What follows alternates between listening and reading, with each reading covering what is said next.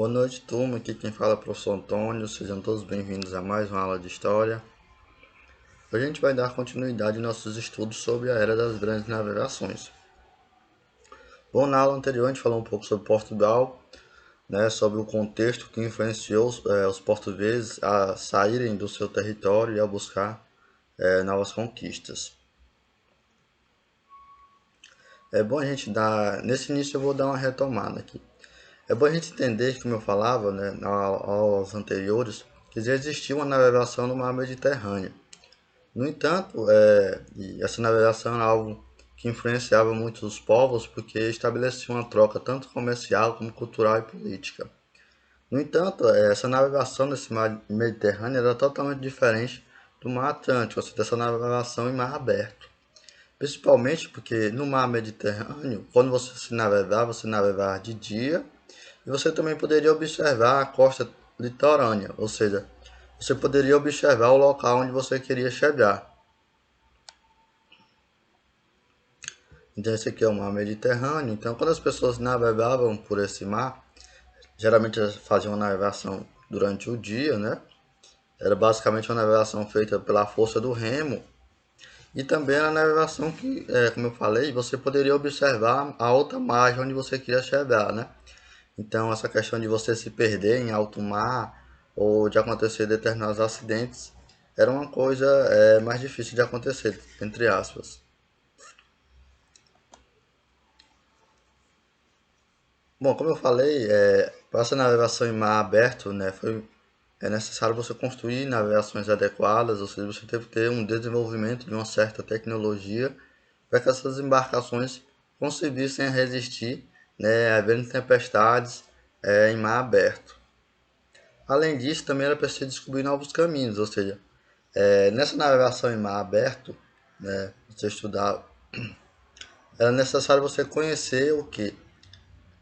Primeiro você precisava descobrir as rotas marítimas, ou seja, o mar ele tem várias correntes, né? De um lado para o outro, era necessário você fazer um mapeamento nessas correntes marítimas e também em relação aos ventos, né? Dessas correntes de ventos.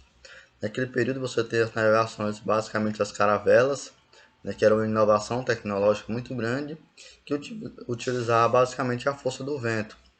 Então, para essa navegação em mar aberto, você precisava, além de conhecer essas correntes marítimas, também conhecer como é que funcionava o vento naquele mar aberto.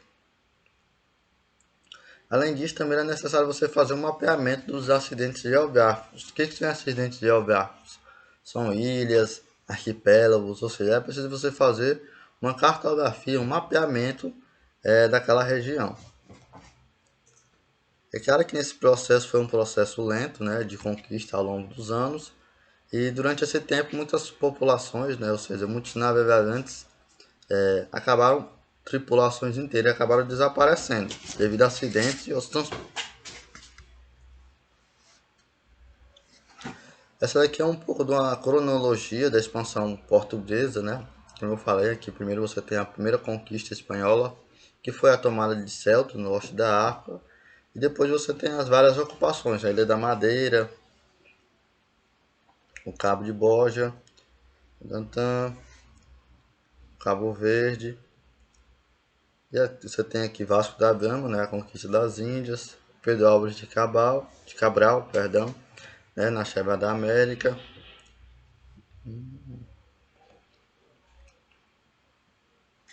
Como eu falei, as navegações, de certa forma, elas foram uma grande conquista tecnológica. Ela utilizava a força do vento, né? Elas eram mais ágeis do que o remo, a mão. No entanto, a vida dentro dessas caravelas não era uma vida fácil para os marinheiros. Como eu abordei na aula anterior, né, a ida dos portugueses até a Índia, eu falei um pouco dessa quantidade de marinheiros que morreram e das embarcações que voltaram. Nesse momento a gente vai falar um pouco mais dessa dificuldade desses navegadores. Bom, como eu falei, no interior dessas embarcações, dessas caravelas, geralmente a vida dos marinheiros era muito dura, principalmente aqueles marinheiros de primeira viagem. Você pode perguntar assim, não, então por que esses navegadores se submetiam a essas condições?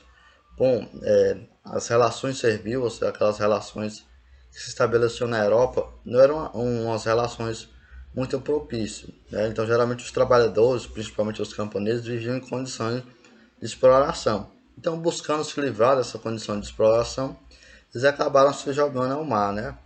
Essa aventura marítima.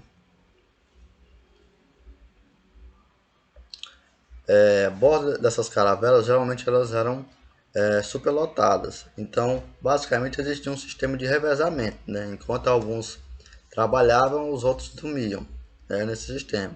Essa situação de superlotação piorava ainda mais quando essas embarcações estavam carregadas, né? Porque isso tornava mais difícil tanto a entrada de ar, né, a circulação, como a própria entrada de luz. É claro, no entanto, que essas condições ela fala principalmente dos marinheiros, né? Em relação à tripulação que comandava era muito diferente. O piloto e o mestre, por exemplo, geralmente eles costumavam ter quartos individuais. Existiam também alguns marinheiros especiais que tinham funções privilegiadas que também tinham outros direitos, como camas individuais, né?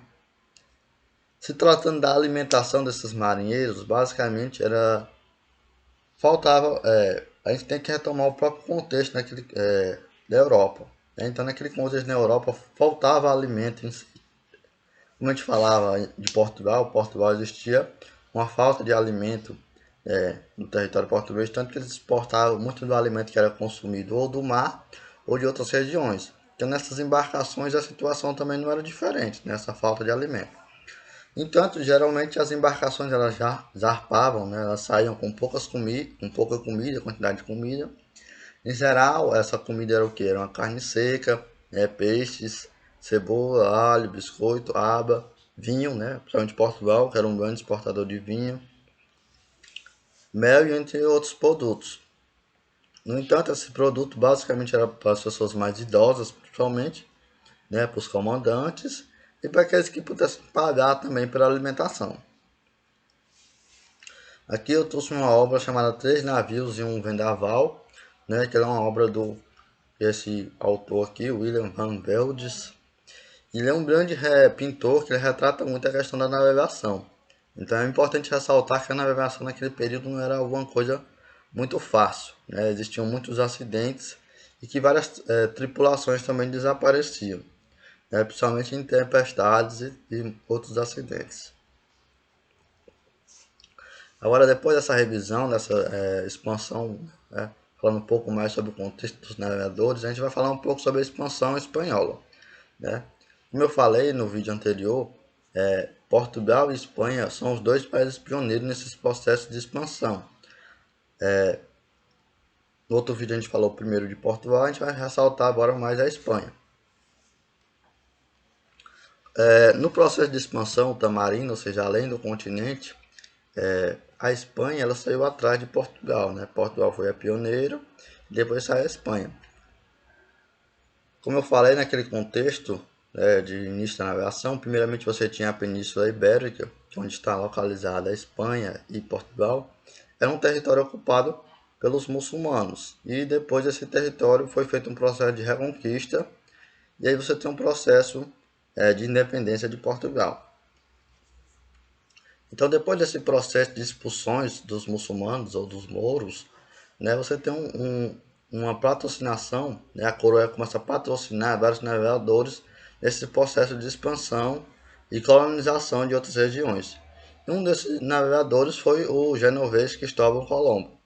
Né, como eu havia falado também, Gênova era uma cidade na Itália e ela tinha grande quantidade de navegadores, porque basicamente tanto a Itália, né, Gênova e Veneza eram grandes cidades comerciais e portuárias, né? Então, basicamente essas cidades exportavam grandes navegadores, porque esses navegadores tinham experiência já pelo mar Mediterrâneo.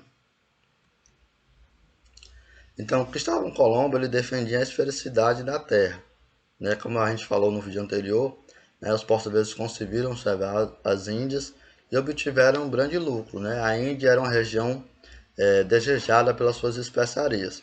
Então, defendendo essa terra da esfericidade da terra, retomando também um pouquinho do contexto, né? Naquele contexto, você tinha uma religiosidade muito forte. Então, em alguns textos da Bíblia, ressalta muito que a terra